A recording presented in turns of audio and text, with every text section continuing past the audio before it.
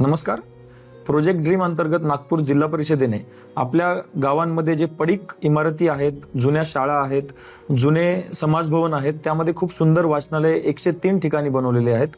आणि ग्रामपंचायतमधील सर्व सरपंच, सर्व विद्यार्थी, सचिव, युवक आणि स्पर्धा परीक्षेसाठी तयारी करणारे सर्वांना माझी अशी विनंती आहे की आपल्या गावामध्ये जर एखादं समाजभवन असेल किंवा एखादी वाचनालयाची जुनी इमारत असेल, एखादं जुनं ग्रामपंचायत कार्यालय असेल किंवा कुठलं जरी ज्यामध्ये आपण वाचनालय सुरू करू इच्छित असाल, तर आपण खाली दिलेल्या नंबरवरती आपल्या तालुक्याचे नाव, गावाचे नाव आणि इमारतीचा फोटो आणि त्याचा अंदाजे एरिया किती आहे तो या नंबरवरती पाठवावा.